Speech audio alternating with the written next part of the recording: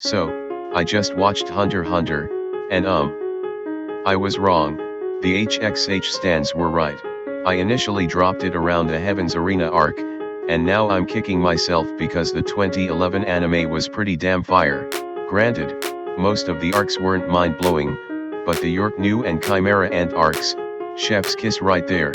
For years, I heard people call Hunter x Hunter one of the greatest anime, if not the greatest. And for whatever reason, I was like, nah, the characters are bland. Plot was mid. Don't get me wrong, I still have my hot takes, but I am a changed man. So let's dive into my thoughts on Hunter x Hunter.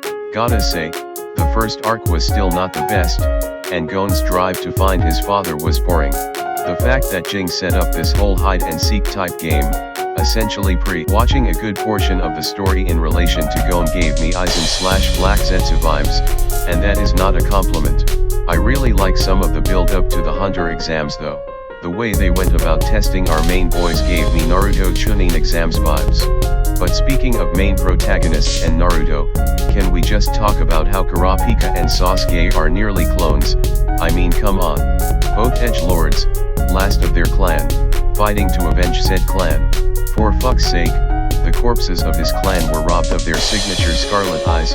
I repeat, their scarlet eyes. Scarlet eyes that activate under emotional distress or passion. The main difference between the two, for me, is that Kurapika is infinitely better than Sasuke.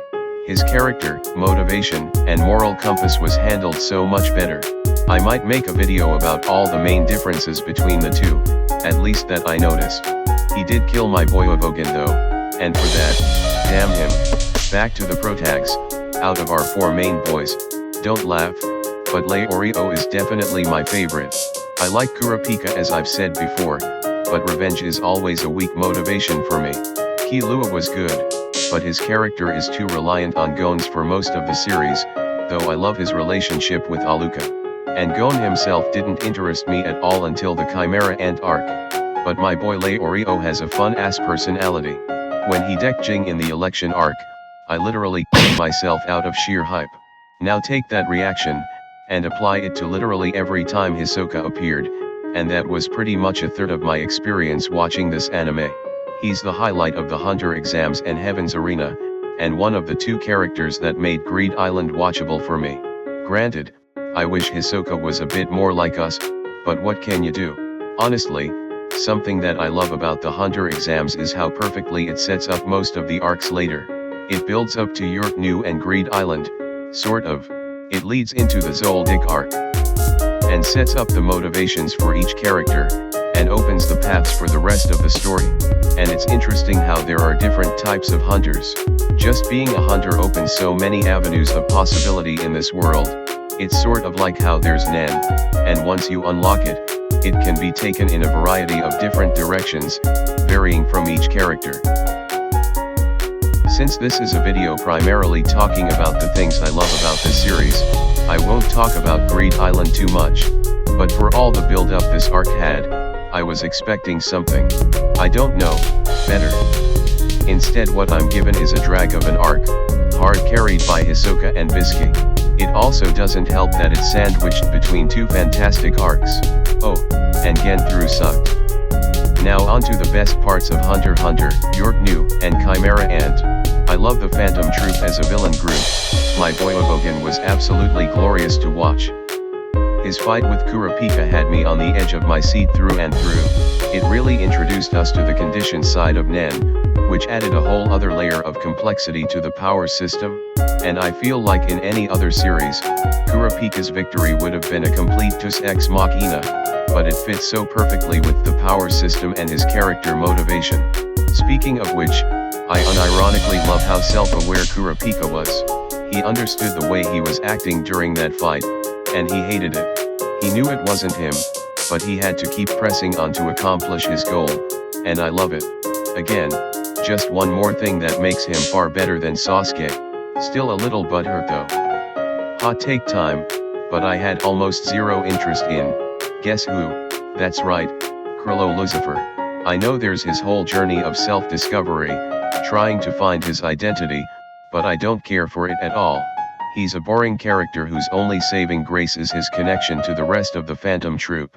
But overall, I loved the plot with the Shadow Beasts and Phantom Troop. One more thing about this arc, that scene when Kurapika, screw it, I'll just show you. Can I ask you something first? It's about your second demand. See, the hostages started putting up a bit of a fight, so we had to break a few bones.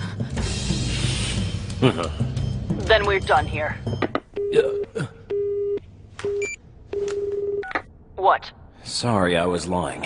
Both of them are okay. That's what the fuck I thought. Never troll someone who's all business. And finally, onto my undisputed favorite arc in Hunter x Hunter, and probably one of my favorites in anime. Chimera Ant. Oh boy, what a ride. I'll quickly get the things I disliked about this arc out of the way. First of all, least favorite character by far is that annoying bitch, Palm. Like she's so annoying, and adds nothing to the arc. She takes so much from the story every time she's on screen, and her gimmick with Gon is just as unbearable. It got to the point where when she was captured by the ants, I was like, nah, I'd laugh. Still mad she came out alive.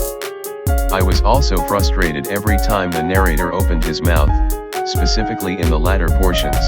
Like, why do you have to explain every little thing going on in and out of the characters' heads? Even I could tell what was going on. Just let the story flow for fuck's sake. But aside from those things, the arc was perfect.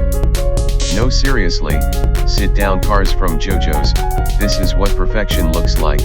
This arc has such a drastically darker tone than the rest of the series. The Chimera Ants are introduced as these evil, man-eating monsters with absolutely zero redeeming qualities, and their king, Mayor seems to encapsulate all of this at first, with his prideful eyes seeing humans as completely inferior. And why wouldn't he? He's the king of a far stronger species, and he himself was the strongest creature alive, essentially putting him at the top of the food chain.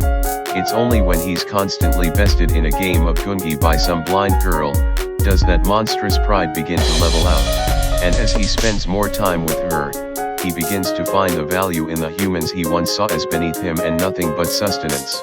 And I love this contrast between him and Gon.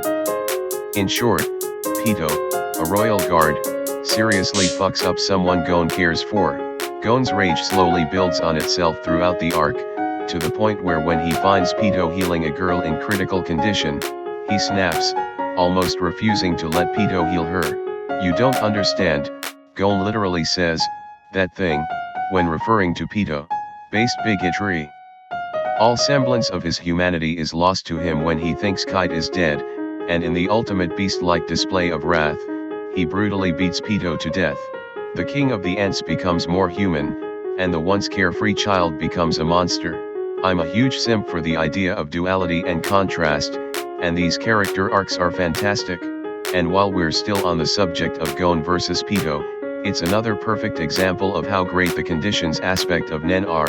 It's essentially an equivalent exchange where the more specific or demanding your self-rule is, the more you'll get out of it. And in Gon's case, he called upon all his future potential in exchange for, I believe, his life. It's such a great power system, and I don't think I could do it justice in this one segment. He did kill my girl Pitou though, and for that, damn him too. Also, this arc is emotional, like really emotional. Like Mayor Um's death, where he spends his final moments playing Gungi with Komogi. When Mayor was first born, I didn't think I was going to feel for him at all, despite what I knew prior to watching. But by the end of his arc, I was like, damn, this hits hard. And that scene with Reina returning to her mother was heartwarming and pays off a plot point set up at the very beginning of the arc. So much to love about this arc, and what few weaknesses it has are far outweighed by its strengths. Also, Kite's mid as hell. Now for my rating. I enjoyed the Hunter exams, Zoldyck, Heaven's Arena, and election arcs. I really didn't like Greed Island.